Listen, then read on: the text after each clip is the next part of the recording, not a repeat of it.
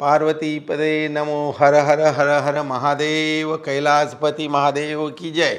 मंडळी, खऱ्या अर्थानं कैलास मानसरोवर यात्रा दुसऱ्या वेळी पूर्ण केल्यानंतर मला वाटते की काही अनुभव आपण कथन केले पाहिजे. याच्या निमित्तानं कैलास मानसरोवर यात्रा 2, तर 2 यात्रांबरोबर मला जास्त कुतूहल होतं. एक कैलास मानसरोवर यात्रा आणि अंटार्क्टिका, 7वा खंड काय आहे आणि कैलास मानसरोवर काय आहे. का कैलासाचं पर्वत दाखवलेलं आहे, त्याच्यामध्ये सुंदर असं ते पर्वत दाखवलं आहे, मानसरोवरचं दृश्य आहे.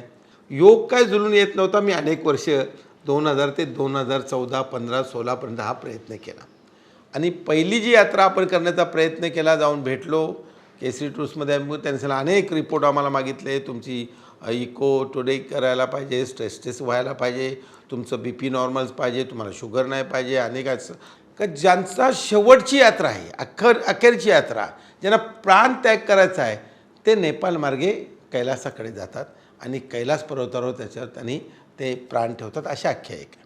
आता ह्या सगळ्या गोष्टी जर पाहायच्या असतील, आपण सांगतो इथं बसून तर आपल्या काय होणार, जावे त्याच्या वंशा तेव्हा काय, कैलासला गेलं पाहिजे. हा फार मोठा मी निश्चय केला.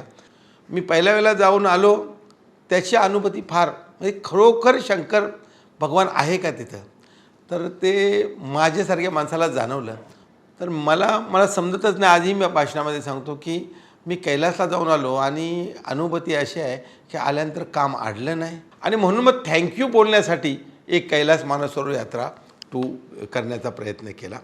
आणि मी सांगितलं भारतवर्ष, भारतखंड तर खरं कैलास हे केंद्र आहे जगाचं कंट्रोल करण्याचं. आणि तिथं कुतूहल आहे लोकांना आपल्याला. का बाकी ठिकाणी चढाई होते 21,000 फुटावर, तुम्ही जरा काय माउंट एव्हरेस्ट आहे, अन्नपूर्णा आहे, अनेक शिखरांवर गिर्यारोहक जातात. इथं चढता येत नाही, इथं कोणाची हिंमत होत नाही. इथं गेल्यानंतर डोकं चालत नाही, डोकं फुटल्यासारखं वाटतं आहे. आणि म्हणून अनेक लोकांनी ट्राय करूनसुद्धा, तर हे एक अद्भुत असं एक केंद्र आहे. आणि तिथे जाऊन नुसतं आपलं त्या पर्वताचं दर्शन घेतलं तरी आपल्या सगळ्या अडचणी जातात. माझी अनुभूती आहे, म्हणून मी त्याच्यासाठी दुसऱ्या वेळेला कोण कैलासला जाण्याचा प्रयत्न करत नाही. यावेळेला मी जाऊन आलो. आणि ही यात्रा जी होती ती परिक्रमा पूर्ण करण्याची संधी मिळाली. पहिल्या यात्रेत ते शक्य झालं नाही, कारण परिक्रमेबद्दल एवढं सांगितलं जातं की तिथं जाल तर मग लगेच तुम्हाला असं करावं लागतं आहे, तिथं श्वासोच्छ्वास चालत नाही, आणि ही वस्तुस्थिती आहे. तर या यात्रेच्या निमित्तानं ज्या दिवशी जाहिरात आली केसरीची, त्या दिवशी आम्ही बुक केलं का आम्हाला जायचं आहे. अनेकांना विचारलं आहे. एकाला विचारलं मला माझ्या मुलीचं लग्न व्हायचं आहे, दुसरा होतं माझी मुलं लहान आहेत, तिसरा होतं नाही शेठ तुम्ही जाऊन या, तुमचं काय झालेलं आहे, मुलांची लग्न झालेलं आहेत. म्हणजे पहिल्या वेळेला मी गेलो तेव्हा माझ्या मुलांची लग्न झालेली नव्हती, पण मला माझी इच्छा होती की कैलास मानसरोवर करूया. अशा रीतीनं होणं करता अजून 3 लोक बरोबर घेतले आणि केसरीच्या 28च्या 29च्या ग्रुपमध्ये आम्ही 10 तारखेला यात्रेला प्रवास सुरू केला. धाकधूक होती. 10 तारखेला आम्ही काठमांडू नेपाळला गेलो आणि दुसऱ्या दिवशी आमचा प्रवास तिथून पुढं सुरू व्हायचा होता. आणि अशा रीतीने गेलो. अनेक नवीन लोक होते, पण 60वाले होते, 70वाले होते. 60 नंतर कोण लोक सांगतात, कारण तुम्हाला तिथं हृदय म्हणजे जी ऑक्सिजन कमी असल्यामुळे हृदयावर परिणाम होऊ शकतो. आणि 60 नंतर लोकांना अनेक इश्यू असतात, डायबिटीस आहे, बाकी सगळ्या ब्लड प्रेशर आहे, या गोष्टी असतात. आणि आमची ती सुरुवात झाली. काठमांडू, पशुपतीनाथ, श्रावण महिन्यामध्ये लाखो लोक. पशुपतीनाथाचं महत्त्व फार मोठं आहे आणि पशुपतीनाथाच्या आशीर्वादाने ही यात्रा सुरू करायची असते, त्यांच्या दर्शनात सुरू करायची. आणि पुन्हा आपण कैलासवरून आल्यानंतर पशुपतीनाथाचं दर्शन घेतल्यानंतर ही यात्रा पूर्ण होते. पशुपतीनाथाचं दर्शन आम्ही घेतलं आणि श्रावणामध्ये पशुपतीनाथाच्या तुम्ही सर्व त्या परिसरात जाता, अनेक भजन कीर्तन, आता एक माहोल एवढं भाविक असतं का फार आनंद वाटतो. पण प्रचंड गर्दी असते. संध्याकाळी लाईट शो आहे, म्हणजे ते आरती होते त्याच्यामध्ये. तर गुहेश्वरी मातेचं दर्शन आपण घेतलं खाली उतरून जाऊन. त्याच्यामध्ये ते एक शक्तिपीठ आहे.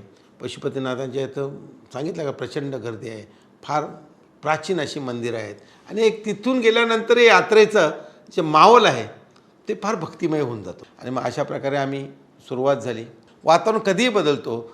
2 दिवस जर पाऊस पडत असेल तर 2 दिवस तुम्ही एअरपोर्टलाच बसून राहणार, किंवा तुमचं अर्ध्यावर तुम्ही गेले विमानात तर पुढं हेलिकॉप्टर आहे. पुढं जर क्लिअर नसेल वातावरण तर 6 दिवस पडून जातं. अनसर्टन प्रोग्राम आहे. आणि कैलासचं एकंदरच वातावरण ते अनसर्टन आहे. तुम्हाला प्रचंड प्रमाणे पाऊस आहे, गारा पडतात, स्नोफॉल सुरू होईल. कडक ऊन येईल, तिथं काय होईल माहीत नाही. कारण ते आपण शेवटी महादेव आहे, महादेवाच्या कंट्रोलने चालतो आहे, ज्याची निर्मितीच ज्यांनी केलेली आहे देवादिदेव महादेव, आणि त्यांच्या कंट्रोलने चालतो. पण तिथं सगळे ऋतू तुम्हाला ॲट अ टाईम पाहायला मिळतात. अशा रीतीनं यावेळेचा प्रवास आमचा सुरू झाला. आम्ही नेपाळमधून निघालो. प्रचंड ट्रॅफिक होती. नेपाळची डेव्हलपमेंट नाही आहे, कारण नेपाळ अतिशय ब्युटिफुल आहे आणि देवभूमी आपण डेव्हलप करू शकतो. तर आम्ही मग तिथून निघालो. तिथून गेलो आम्ही तातोपानी म्हणून एक सुंदर असं एक छोटंसं गाव आम्हाला नेपाळच्या नेपाळ अगनात आम्हाला नेपाळ क्रॉस करून चायनाच्या तिबेटच्या बॉर्डरमध्ये यायचं आहे आणि ते चायना ऑक्युपाईड आहे. म्हणजे चायना जेव्हा आम्हाला विजा देणार तेव्हाच आम्ही तिथं जाऊ शकतो. अजून विजा पेपरवर होता, ऑफिशियल स्टॅम्पिंग नव्हतं, आणि जोपर्यंत येत नाही तोपर्यंत आम्हाला एंट्री नाही आहे. आम्ही तातोपानी इथं गेलो. तातोपानी सुंदर गाव, म्हणजे तिथं गेल्यानंतर एक वाटलं या त्या साईडचा जो माउंटन आहे, पहाड आहे, तो चायनाचा, मध्ये नदी आहे, या बाजूला नेपाळ आहे. आणि ते असं सुंदर वातावरण, सस्पेन्शन ब्रिजेस टाकले आहेत, लहान लहान मुलं आहेत, त्या शाळेला भेट दिली मी. आणि हे करत असताना तिथं लगेच आम्ही गेल्यानं सांगितलं, तुम्ही आता आजपासून अंघोळ करणं बंद करा. का? नाही ते बोलले, आता 14,500 फुटावर तुम्ही जाणार, तुम्ही झिरोतून आलेले आहात, आणि तिथं तुम्ही अंघोळ केल्यानंतर बाहेरचं वातावरण एवढं प्रचंड थंड आहे का बॉडी ॲक्लेमेटेशन करणार नाही, आणि मग तुम्ही आजारी पडताय आणि तुमची पुढची यात्रा होत. आणि फॅसिलिटीज बेसिक पण नाही आहेत. वॉशरूमला पण बाहेर जायचं आहे, तर तुम्ही समजून घ्या काय. खाण्यापिण्यावर परिणाम सगळा ऑटोमॅटिक. मी यात्रा या प्रचंड धाक यात्रेचा होता. आता मागच्या वेळेला मी केले म्हणून थोडाफार अनुभव होता. बाकी नवीन जे आमचे सहकारी आले ते, अरे काय होईल, कसं होईल. पण तिथे गेल्यानंतर तातोपण सांगितलं, आपण उद्या सकाळी आपण बॉर्डर क्रॉस करून जायचं आहे, आणि पुन्हा तिथं खबर होती की 15 दिवसापूर्वी ब्रिज पडलेला आहे, यू हॅव टू वॉक. तुम्हाला आता हे माउंटन चढायचं आहे, स्वतःची बॅग घेऊन आणि उतरायचं आहे. मोठ्या बॅगा आहेत. आम्हाला तिथं नेपाळमध्ये सांगितलेलं, तुमच्या आता कॉम्पॅक्ट बॅग करा, डफल बॅग, तुम्ही मोठ्या मोठ्या बॅगा घालून चालणार नाही. ओके, पण माणूस प्रिपेअर आहे. आपण आलो आहे भक्तीनं, आपला काय कपडे आहेत, नाही अंघोळ करायची काय, ओके डन. मला तिथं त्या कैलास पर्वतात दर्शन करायचं आहे, मला मानसरोवरला परिक्रमा करायची, मला कैलास मानसरोवराची कैलास पर्वताची मला परिक्रमा करायची. अशा अनेक गोष्टीच्या लोक येऊन जातात. आणि मग तातोपानीला गेलो आम्ही. त्याला आज शेवटचे अंघोळ तुम्ही करू शकता. तर का? इथं गरम पाण्याचे गंधकाचे झरे आहेत. अरे वा, व्हेरी गुड. अंघोळ तर आज करून घ्या, उद्यापासून 8-10 दिवस अंघोळ नाही करायची. तातोपानीला आम्ही गेलो आणि मस्त झरे आणि गरम पाण्याच्या झऱ्यामध्ये अशी अंघोळ केली सुंदर. आणि मग सगळेच त्या दिवशी आमचा अंघोळ झाले. आणि संध्याकाळी सांगितलं, आता तुमचा चायनानं व्हिजा दिलेला नाही, मग 1 more नाईट टू तातोपानी. चला, पर्याय नाही, एक दिवस थांबा, उद्या जर आला तर तुम्हाला नेऊ. स्टे वाढला आमचा 1 दिवसाचा. पण स्टे वाढला तर आम्ही आनंद घेतला. खाली चालत गेलो. मस्त सुंदर असे माउंटन्स आहेत, नद्यांचे प्रवाह आहेत, छान, फार छान फोटोग्राफी केली. आणि असं करत आलो. दुपारी आम्ही एक स्कूलला व्हिजिट केलं. छोटं स्कूल आहे. मग त्यांच्याला आमच्या अडचणी आहेत, कम्प्युटर्स नाही आहेत, तर करूया मदत. आपण पण इंटरनॅशनल मदत करायची सवय आहे. त्यांना सांगितलं, ठीक आहे, आम्ही तुम्हाला कम्प्युटर्स द्यायचा प्रयत्न करतो आहे. मुलांना चॉकलेट देत, अगदी मजा आली त्याच्यामध्ये. दुसऱ्या नाईटला सांगितलं आलं, रात्रीचा जेव्हा आमचं जेवण झालं, तिथं शाकाहारी जेवण होतं. पण आता एक तयार झाली का आपण जे मिळेल ते खायचं. उदरम भरणम पु ल देशपांडे सांगलं आहे, उदर भरण्यासाठी खा, आता चवीसाठी नाही. तुझ्या घरी जे जिभेचे चोचले आहेत ते करा. एकदा यात्रेसाठी निघाल्यानंतर, यात्रा म्हणजे काय, यातना आणि त्रास दोन्ही तुम्हाला घेऊन जायचं, आणि ती तयारी पाहिजे. यात्रा म्हणजे नुसती मजा नाही, तर इथं काय यातना होतील, काय त्रास होईल, तर तुम्ही या पद्धतीनं सहन करण्याची तयारी पाहिजे, आणि ती मानसिकता असते. आणि म्हणून मग तातोपानीमध्ये रात्री मेसेज झाले, बी रेडी, मॉर्निंगला तुम्हाला हे पहाड चढून जायचं आहे, त्या बाजूला ब्रिज बंद आहे, आणि तुम्ही इथं आता चालत निघायचं आहे. पुढच्या बाजूला तुम्हाला जीप कलेक्ट करतील, आणि मग आपण इमिग्रेशनसाठी जातो. दुसऱ्या दिवशी प्रवास सुरू झाला. तातोपानीमध्ये सकाळी लवकर, आणि सगळीकडे 5 वाजताचा अलर्ट असतो. 6 वाजता, 6:30 वाजता, 7 वाजता ब्रेकफास्ट जे मिळेल ते, नाही तर तुम्हाला ब्रेकफास्ट मिळतो, जे काय मिळेल ॲपल वगैरे चालते त्याच्याबद्दल. आणि मग आम्ही गेलो चायना बॉर्डर. तर प्रचंड रश आहे. चढताना पाहायला वरती का डोंगरच उंच आहे, आणि येताना अनेक लोक यात्रेकरू येत होते. प्रत्येकानं हा नाही आम्ही जाऊन आलो, छान आहे, पण तुम्हाला अजून हजारो किलोमीटर जायचं आहे. बाय रोड तुम्हाला 1000 किलोमीटर जायचं आहे.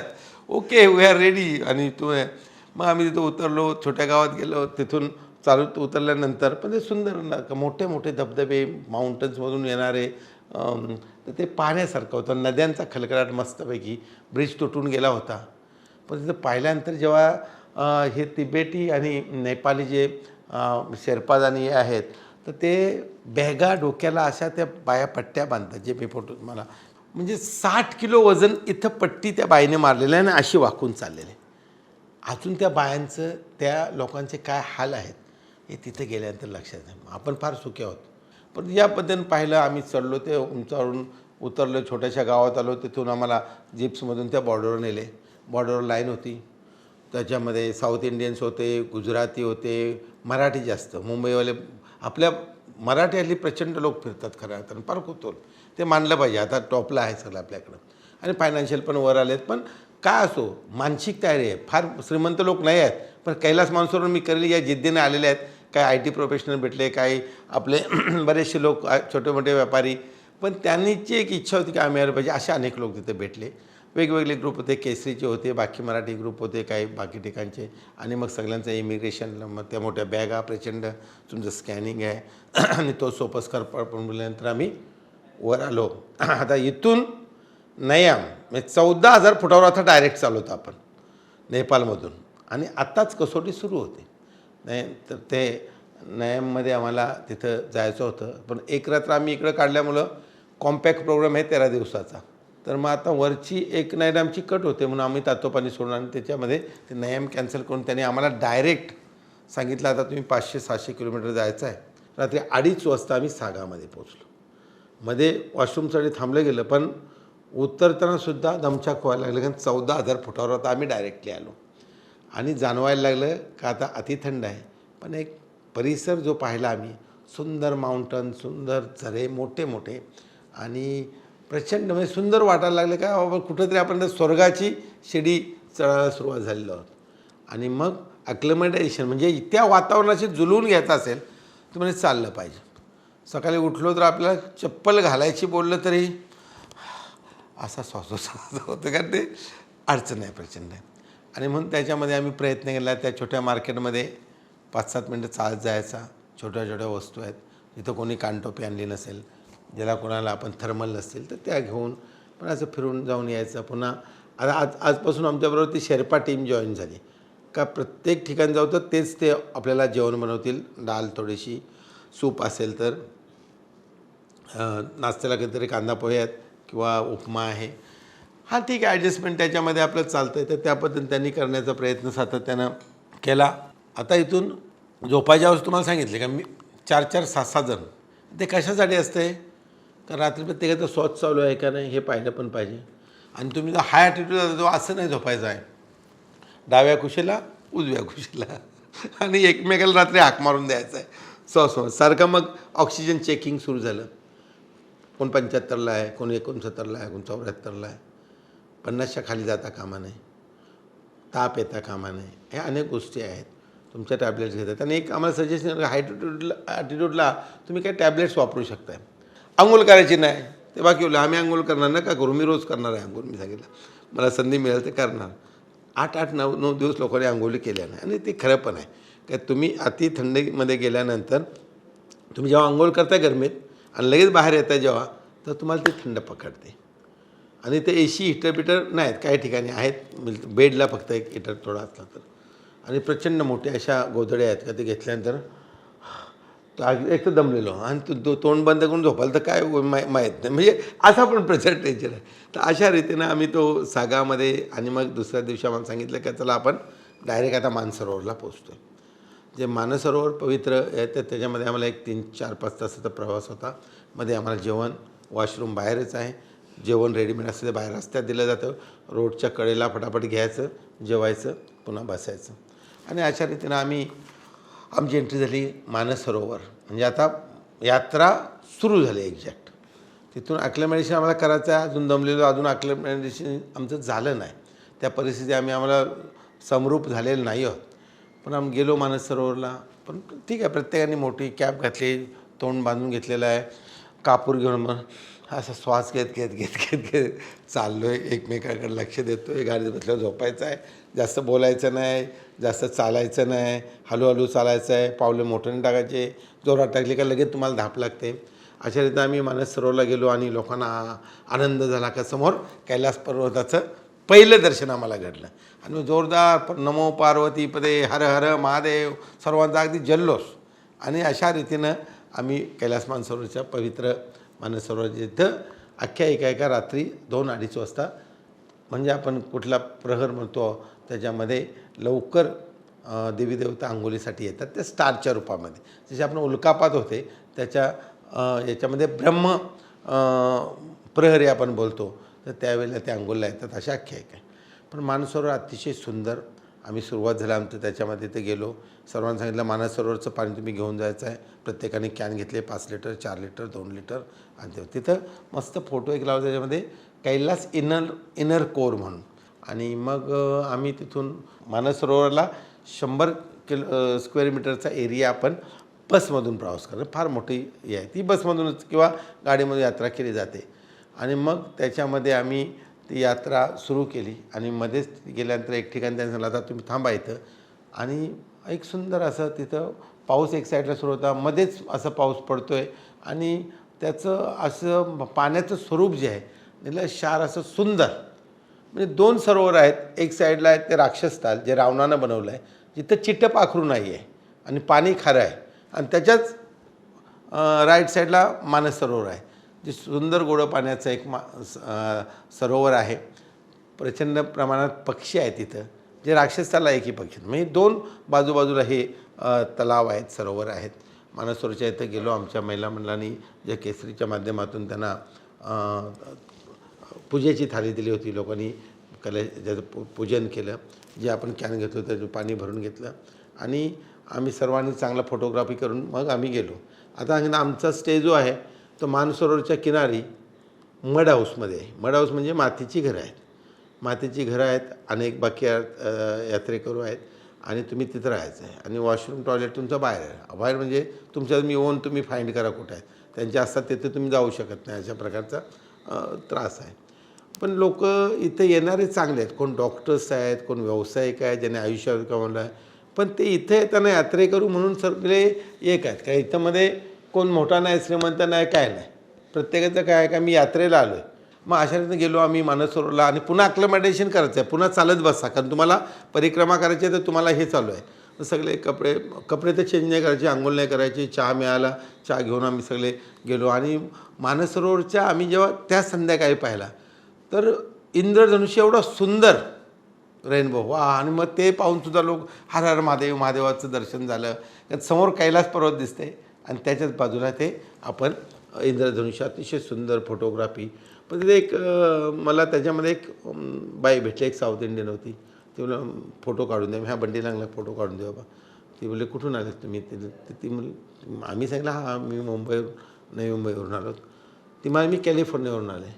आणि त्या दिवशी आमचं रात्र झाल्यानंतर रात्रभर सगळ्यांना कुतूहल होतं. प्रचंड सुंदर असं म्हणजे तुम्ही चांदण्याने ते आकाश भरलेलं असतं आणि त्या एवढ्या हाईटवर आपल्याला ते फार असं वाटतं का आपल्या फार क्लोज आहेत ते. म्हणजे जे तारका जर आपण पाहिलं अतिशय सुंदर वाटतात.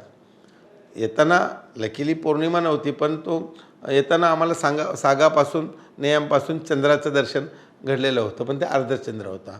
आणि ह्या पद्धतीनं तारकांचं सुंदर तिथं दर्शन. पण शेवटी तिथं तुम्ही 1 तास अर्धा तास स्पेंड करणंही फार कठीण आहे. वाटतं का इथं हा या तारकांखाली राहूया. पण श्वासोश्वास प्रचंड थंडी आणि कधी पाऊस सुरू होतो आहे. पाऊस सुरू झाला का पटकन आतमध्ये यायचं आहे. भिजता पण कामा नये. हे सगळ्या गोष्टी करून मानसरोवरचं सुंदर दर्शन झालं. परिक्रमा झाली. जाताना मी पाहिले का चांगले प्रचंड प्रमाणात पक्ष्यांची तिथं संख्या आहे. उडताना पाहिलं. दुसऱ्या दिवशी मॉर्निंगलासुद्धा जाताना त्याचं दर्शन घडलं. आणि मग आम्ही चाललो दार्जिनकडं. दार्जिन हे शेवटचं पॉईंट आहे. इथून आता आपली परिक्रमा किंवा यात्रा तुमची खऱ्या अर्थानं तिथं संपते. इथं अष्टपाद म्हणून आहे. अष्टपाद मागच्या वेळी झालं नव्हतं. अष्टपाद म्हणजे काय तर जिथून कैलास पर्वत आणि नंदी पर्वताचं दर्शन तिथून होतं. आणि एक अष्टपादच्या बाबतीत असं आहे का आपण जर पाहाल तर त्यांचं एक अष्टपाद म्हणून जैनांचं जे पहिले तीर्थंकर ऋषभदेव हे यांनी तिथं निर्वाण झालं आहे. म्हणजे मग सांगितलं का इथं निर्वाण करण्यासाठी शेवटची यात्रा मरण्यासाठी साधू संत जायचे. बाकी काय माहीत नाही त्याच्यापैकी खरे जे मनापासून साधू संत आहेत. पण तिथं एक पाहिलं का कैलास पर्वताचं दर्शन तिथं डायरेक्टली फार जवळून घडतं आहे. पण त्याच्याबरोबर बरोबर नंदीच्या आकाराचा पर्वत आहे. म्हणजे कैलाससमोर आपण जसं जातो का शंकरांच्या मंदिरात गेल्यानंतर बाहेर नंदी आहे, तसं असा पर्वत आहे आणि त्याच्यासमोर नंदी पर्वत आहे. मग नंदी पर्वताचं मस्त दर्शन. पण तिथून असं उतरताना पाहिलं असेल तर यात्रेकरू तिथून सुद्धा चालत येताना रिटर्न येतात, तिथून चालत येतात दार्जिलिंगला. यात्रा संपते तिथून चालत जाता येते. आणि तो प्रचंड सुंदर अशी पिवळ्या कलरची जी फ्लावर्स आहेत जी स्वित्झर्लंडमध्ये आपण दिसतात, उंचावर सर्व दिसतात. आणि नदीचा मोठा प्रवाह आहे आणि ती सुंदर अशी ती व्हॅली, पाहण्यासारखी व्हॅली. आणि आता तयारी झाली पुढची. येताना आम्हाला ती बॅग, डफल बॅग दिलीच होती. आता डफल बॅग पुढे जाणार नाही तुमची. आता तुम्ही छोटीशी कॉम्पॅक्ट बॅग घ्या किंवा कपडे नाही, आवश्यक ती औषधं घ्या. तर आंघोळच करायची नाही ना, पुढं बसायचं आहे. आत्ता परिक्रमा 54 किलोमीटर सुरू होते, जी दार्जिलिंगपासून स्टार्ट होते. लोकांना रात्रभर झोप कुठं येते का, आपण सकाळी तर चालायचं आहे. इथं लढाई फार मोठी आहे, 18,000 फुटावर आपण जाणार का नाही. आणि दहशतसारखे असते. तुम्ही पहिल्या स्टेजला गेल्यानंतर तुम्हाला त्रास वाटला तर केव्हा थांबू नका. तिथं 800 युवान हे एवढे पैसे तुम्हाला भरायला लागतील, तर 10,000 रुपये आणि तुम्हाला ॲम्ब्युलन्स मिळेल, तुम्ही या. आणि पुढं तुम्ही जाताना ॲम्ब्युलन्स मिळणार नाही, तुमचा तुम्ही निर्णय घ्या. ज्यांना शक्य आहे, ज्यांचं ऑप्शन ओके आहे, त्यांना तुम्ही निघा. हा निर्णय प्रत्येकाचा आहे. चला, 29 पैकी 22 जणांनी खेचरसाठी तयारी दाखवली. आणि खेचरचे पैसे किती येतात तुम्ही? 4,400 काहीतरी युवान, म्हणजे जवळजवळ 50,000 ते 52,000 रुपये. 3 दिवस तो घोडा आपल्याबरोबर राहणार. आणि त्याच्यावर पोर्टर असेल इन्क्लुडिंग, जो आपली छोटी बॅग खांद्यावर मारेल. तुम्ही बसून राहा. घोड्यावर तुम्ही सतत नाही बसू शकत आणि तुम्हाला झोपाल तर झोपू नका, घोड्यासकट उलटे होणार तुम्ही, कारण ते शेवटी आपण रिकीला पकडतो ना, असं आहे. असा सर्व गोष्टी होत्या. घोड्यांचं पण असं आहे की तर गेल्या पाहिजे, घोडे आहेत का मागणीप्रमाणे. कारण यावेळेला प्रचंड पर्यटक, यावेळेला भारताच्या 8-9 वर्ष म्हणजे जी कोंडी झाली होती त्याच्यानंतर पर्यटकांचा स्फोट झाल्याप्रमाणे पर्यटक सगळे धावत सुटलेत कैलास पर्वताकडे. चला, शेवटी आम्ही उठलो, सकाळी आंघोळ केली, छोट्या छोट्या बॅगा भरल्या, औषध घेतलं, जे आवश्यक आहे ते घेतलं. आता ही शेर्पा टीम आमच्याबरोबर पुढं पण आहे. जिथं पण असेल तिथं त्या स्टेला त्यांनी तिथं आम्हाला गेल्या गेल्या चहा द्यायचा आहे, बाकी सगळ्या गोष्टी करायच्या आहेत. आम्ही गेलो यमदोराला, अनेक लोक होते. आणि तशा दौरानं यमदोराचं काय आहे का, आता त्याच्या पुढं आपल्याला घोडा आपण जर घेतला असेल आणि ज्यांना पायी चालत जायचं त्यांना प्रॉब्लेम, त्यांचा तुम्ही जाऊ शकताय. स्टिक्स आम्हाला दिल्या होत्या, बॅटरीज होत्या, सगळ्या होत्या. आणि तशा पद्धतीनं पायी जाणारा एक जण होता. त्यांनी सांगितलं आम्ही आज करतो आहे. 23 पैकी 22 घोड्यांवर आहेत, एक जण ह्याच्यावर आहे. त्यांनी सांगितलं ठीक आहे मी चालतो. बाकींना ठीक आहे, ॲटलीस्ट घोड्याची तर प्रदक्षिणा करायची आहे. म्हणून आम्ही गेलो. ते झालं. तिथं घोडे मिळायला आम्हाला 1 तास लागला. घोड्याची पण पद्धत आहे का, ते अशामध्ये टोपीमध्ये घोडेवाल्यांची नावं, ज्यांनी चिठ्ठी उचलली त्याच्याबरोबर तो घोडा आहे. आणि तिथं काय कुणाचा कोणाला थांगपत्ता नाही, घोडेवाले वेगवेगळे आहेत. आणि ते ज्याचं जो निघेल त्याच्या स्पीडला, घोडा चालला तर ठीक, नाही चालला तर बदला बिलाल तर माहीत नाही, पण तुम्ही चिठ्ठी पहिली चिठ्ठी उचलल्यानंतर मला माल मिळाला. आम्ही निघालो. मग आता इथून आपण यमदोरा पण चालत जायचं आहे. घोडे इथं सिलेक्ट केले आहेत, पण आपण यमदोरामध्ये चालत जाऊन यमदोराला 3 फेऱ्या मारायच्या. 4थी फेरी आपण ज्या 3 फेऱ्यानंतर 3 फेरी, 3ऱ्या फेरीचं एंड करताना आपण आतमधून घुसायचं.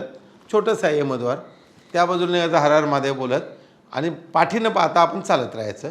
आणि मग मध्ये आपल्याला घोडा जिथं पुढं गेल्यानंतर घोड्यावर बसायचं. नसेल तर आपल्याला वाटतं आपण चालू शकतो, तर मग आपण चालू शकतो. 14 किलोमीटरचं पहिल्यांदा परिक्रमा जी आहे ती तिथून सुरू होते. मग आम्ही ते हर हर महादेवप्रमाणे केलं. आणि मग सुंदर नदीचा प्रवाह आहे. कैलास माउंटन समोर, म्हणजे कैलास दिसतोय समोर. आणि कैलासात परिक्रमा आता खरी सुरू झाली. ते कैलासला पात आपण जायचं आहे. याक दिसतात बरोबर, छोट्या चिमण्या सुंदरशा दिसतात. म्हणजे वातावरण एकदम स्वर्गमय वातावरण सुरू होते. तर त्या पद्धतीने गेलो. आणि मग साऊथ फेस कैलास आहे, तिथं आमचा एक ब्रेक पॉईंट 5-7-8 किलोमीटरनंतर आला. थांबलो आम्ही चहा पिण्यासाठी. सगळे रस्त्यावरच बाजूला पद्धतीने कैलासचा साऊथ फेस दिसतो आहे. आणि साधारण पुन्हा 1-1.5 तासानंतर आम्ही नॉर्थ फेसला पोचलो. डेरापूग जिथं आमचे पहिला पडाव होता. आणि पहिला पडाव तुम्ही सक्सेस पाडला तर तुम्ही पुढे जातात. पण पहिल्या पडावालाच खऱ्या अर्थानं नॉर्थ फेस जे कैलासचं, ते पूर्ण जो कैलासचे फोटो तुम्ही सगळीकडे पाहताय ते नॉर्थ फेसचे आहेत. तेवढं सुंदर विहंगम दृश्य आणि क्लिअर कैलास त्याच्यामध्ये दिसायला लागलं. प्रत्येकाने फोटो धावत परत लोक सगळे ते फोटो काढण्यासाठी आले. म्हणजे त्रासही आहे, घोड्यावरून आलेत, चालत आलेत, पण ते सगळं विसरून मस्त तिथं आरती केली गेली. आम्ही त्याच्यामध्ये काही लोक चढून, समोरचा एक पहाड होता, चढून नंतर अजून जवळ वाटतं तिथपर्यंत जाऊन आले. आणि अर्ध्या तासानंतर एवढा जोरात पाऊस सुरू झाला तर सगळ्यांना पुन्हा बंदिस्त व्हावं लागलं. आणि प्रचंड 25-30 लोक एवढ्याच एरियामध्ये आहेत, छोट्या कॉट्स आहेत आणि प्रचंड थंडी सुरू झाली. जे काय मिळालं खायला. इथं शेर्पा लोकांची कसरत होती, कारण इथून खाली उतरून जाऊन ते नदीतून पाणी आणायचं. पाणी गरम केलं तर ते 2 मिनटात थंड होऊन जातं. त्यांनी मग त्याच्यामध्ये जेवण बनवायचं आहे. फार मेहनत आहे त्याच्यामध्ये. त्या टीमचं पण अभिनंदन केलं पाहिजे, कारण जे आपल्या थोडंफार सूप असेल किंवा काय डाळ चावल काय बनवून देतात ते, आणि त्या पद्धतीने ते जेवण द्यायचा प्रयत्न करा. आता आमचा हा आजचा पडाव सगळ्यांचे ऑक्सिजन चेक केले, ओके. त्याच्यामध्ये पुन्हा एक जण माझ्याकडे, अरे काय ऑक्सिजन चेक, दुसरा ग्रुप होता, ते ऑक्सिजन चेक करतात. आज सांगता तुम्हाला चढता येणार नाही, ही सगळी शेटिंग आहे. म्हणजे शेटिंग बिटिंग काय नसते. तुमचा ओके असेल, तुम्ही आजार नसाल तर तुम्हाला पुढं आता 18,000 फुटावर जायचं आहे. गौरीकुंड आहे आणि हे प्रचंड बर्फातून हा रस्ता आहे आणि त्याच्यामध्ये चढताना असा सरळ चढ आहे. तर त्याच्यामध्ये तुम्ही चांगल्या पद्धतीने असं जाऊ शकताय. झोपून घ्या शांत, सकाळी ठरवू आपण काय ते. झोपलो सकाळी उठलो तर आपण, झोप कुठं येते. इथं असं आहे की जेवढ्या वरच्या ॲटिट्यूडला जाल तेवढं डोकं दुखल्यासारखं वाटतं आहे, वॉमिटिंगसारखं वाटतं आहे, काय खायची इच्छा होत नाही, 7 नंतर तर होतच नाही. आणि प्रचंड टेन्शन आहे, रात्री झोपायचं आहे डाव्या कुशीवर उजव्या कुशीवर, आणि मग काय होतं आहे माहीत नाही, अशा प्रकारे. आणि ती पाठ आम्हाला निघायचं होतं 6 वाजता, 5चा आम्हाचा अलार्म आहेच. 5:30लाच घोडेवाडे काय त्यांच्या आल्या. तिथे काय तोंडात नुसतं ब्रश करायचं आहे, शक्य आहे तर तोंडात गुळणी करायची आणि जे काही चहा देईल ते घेऊन निघायचं. आणि काय पॅक तुम्हाला बरोबर दिलं, काय दिलं त्याच्यामध्ये थोडाफार ॲपल वगैरे काय असेल तर तुम्ही रस्त्यात खा. आत्ता आज जो प्रवास सुरू होत होता, हा जो गौरीकुंडाच्या दिशेनं होता, ज्योतिर्मुखचा 22 किलोमीटरचा ट्रॅक आहे आणि हाच महत्त्वाचा आहे, नंतरचा नाही. नंतर 6-6.5 किलोमीटर आहे. स्टार्ट झाला मस्त, प्रचंड असे सगळे बर्फाच्छादित डोंगर आहेत, मोठे प्रचंड पाण्याचे प्रवाह आहेत आणि त्याच्यामधून आमचा प्रवास सुरू झाला. चालणारा चालत होता, घोड्यावर जाणार होते, घोडे पाठीमागे पुढं, घोडावरती चढायला चालणे. काही लोकांचे 70-80 किलो वजन घेऊन घोड्यांना चढायचा असा. ते घोड्यावर त्यांना मारत होते, खेचत होते. त्याच्यामुळे इथं जरी आम्ही 22 घोडे एकत्र असले तरी कुणाला थांबपत्ता नाही. काही आले लवकर, काही लेट आले, जे निघाले त्यांना ओव्हरटेक म्हणून काही गेले. आणि तिथं कुठे झाडपान नसतं, नुसतंच बर्फ आहे. तर ऑक्सिजन अतिविरल आहे. जसे चायनीज आणि बाकी लोक ऑक्सिजनचे सिलेंडर चालू करूनच निघाले. ते ऑक्सिजन घेत जातात, त्यांची यंत्रणा वेगळी मस्त आहे. नाकामध्ये गेलं जसं पेशंटचा असतो तर तशा पद्धतीने ते निघाले. आपण आपलं गरज लागली तर घेऊ, सिलेंडर आमच्याकडे पण आहेत. ऑक्सिजन सिलेंडर प्रत्येकाने घेतलेले होते, ते लागलं तर आपण करू. आणि शेवटी घोड्यावर चाललो, थोडा प्रयत्न मध्ये चालायचा आहे, अशा पद्धतीने आम्ही करतो. आणि सुरुवात झाली आणि वर जसं जायला लागलो तसं प्रचंड अवघड चढ, धाप लागते, चेहरा उघडता येत नाही आणि मग अस्वस्थ होतं म्हणून वरती जातो. आणि तिथं तरी चायनीज पताका वगैरे आहेत जसं ज्याला करता आला. आणि शेवटचा पॉईंटला आलो 18,000. आणि इन्स्ट्रक्शन होती का 18,000 फुटावर तुम्ही 2-3 मिनटंसुद्धा फोटोग्राफी करायचा आगाऊपणा करू नका, कारण तिथं जर केला तर तुम्ही फ्रीज होऊ शकताय. तिथे गेलो, म्हणलो माझ्याबरोबर असलेले लोक कुठं आहेत. नाही बंटी दिसत, नाही वैभव दिसत, ना मुरली दिसत. मी उतरलो, मला फोटो ते चायनीजला बोललो एक फोटो तरी काढा. 18,000 फुटावर आलो आहे मी, तर मी दाखवून नाही केलो. हां, मी स्वतः व्हिडिओ करत होतो, माझे पर्याय नाही, ते आगाऊपणा आहेच. मी शुभांगी नेहमी सांगते माझ्याबरोबर, तुम्हाला काय त्रास होतो, तुम्हाला वरच्या आहे तुम्ही ते तोंडाचं काढताय, डोक्यावरचं काढताय आणि फोटोग्राफी करताय, तिथं ते अलाउड नाही. हां, मग मी करून घेतलं. आपलं गौरीकुंड लोकांना कधी दाखवता येणार, एक कधी दाखवणार. मग ते रेकॉर्डिंग केली आणि मग तिथून आपण हा हायेस्ट पॉईंट गौरीकुंडच्या मागच्या वेळेला मला पाहता नव्हतं आलं. जसं आपल्याला मानस सरोवर आहे, राक्षसताल आहे, गौरीकुंड आहे. आणि जे अख्ख्या आहे का तुम्हाला त्या गौरीकुंडात तर त्यांनी आंघोळीला गेलेलं असताना शंकर भगवान आले, त्यांनी त्याच्यावेळेला एंट्री दिली नाही. आणि मग ते सगळं सांगतो त्या भागात हत्ती कुठेही दिसत नाही का, तर हत्तीचं मस्तक बाप्पाला लावलं गेलं आहे. आणि मग त्याच्यामुळे तो प्राणी पुन्हा दिसता का, मग त्या कैलासच्या परिसरात कुठेही तुम्हाला एवढ्या मोठ्या माउंटनला हत्ती नाही, बाकी ठिकाणी सगळे दिसतील, कारण ते मस्तक लावल्यानंतर मग ते तो प्राणी तिथला नामशेष झालेला असतो. तर ते गौरीकुंड आहे आणि सुंदर असं गौरीकुंडाचं दर्शन तिथं झालं. आणि मग तिथून आम्ही ते उतरायला सुरुवात झालो. अतिशय उतरण फार खोल होती, फार अवघड होती. बर्फातून चालायचं आहे, दगडातून चालायचं आहे आणि अशातून आपण ते 7 किलोमीटर उतरून आलो. तेव्हा पोचलो खाली आणि तिथून मग पुन्हा 10 किलोमीटरचा प्रवास होता. तो नद्यांच्या प्रवाहाच्या बाजूनं होता सुंदर. आणि मग जत्रपुकला आलो आणि जत्रपुकचा मुक्काम झाला. आता जरा बरं वाटायला का ना, आम्ही सक्सेस केला. 18,000 फुटावर जाऊन आलो आम्ही. परिक्रमा अंतिम टप्प्यात आली. पण एक म्हणजे रात्री 5:30 पावणे 6 वाजता फार लवकर असं आपण निघलो आहे. प्रचंड रात्र आहे, बॅटरीवर घोडे चाललेले आहेत आणि ते केल्यानंतर शेवटच्या टप्प्याला आम्ही जिथं आलो, जिथून आम्हाला बस मणीकरण तिथून आम्हाला ते उचलणार होते, म्हणजे पिकअप होता आणि ही यात्रा सफल झाली. देवाला हर हर महादेव बोललो. प्रचंड याची यात्रा होती, पण ही पूर्ण झाल्याशिवाय म्हणून कैलास मानसरोवर 2 का तर दुसरा हा मला त्याच्यामध्ये चॅप्टर करावा लागला, यावं लागलं. शुभांगीताई आमच्या नव्हत्या यावेळेला खऱ्या, तर तिच्याशिवाय करत नाही यात्रा, पण ती यावेळेला येऊ शकली नाही बरोबर. आणि तिची आठवण वारंवार आली, कारण तिच्यासारखं केअरटेकर नाही. माझ्याकडे बॉडीगार्ड PA किती असले तरी शुभांगी असली तर मी शांत असतो, यात्रा चांगली होते. आता कैलास मानसरोवर 3 करावी लागेल, कारण तिची आता यात्रा ही राहिलेली आहे आणि 1 किंवा 2 नसते, 3 करा, 1 किंवा 3 करा म्हणतात. पण ते बघूया. पण अशा रीतीने ही यात्रा सफल झाली. यात्रा करण्यामध्ये कसं आहे, आणि महादेव त्याच्याच तिकडं त्यांनी जेव्हा बोलवलं तर बिंदास गेलं पाहिजे. त्यांनी बोलवल्याशिवाय कैलासला जाता येत नाही. आणि जब महादेव ने बुलाया है तो डरने की बात नहीं. बिंदास केला आणि करू शकतो. इच्छाशक्ती पाहिजे. हर हर महादेव.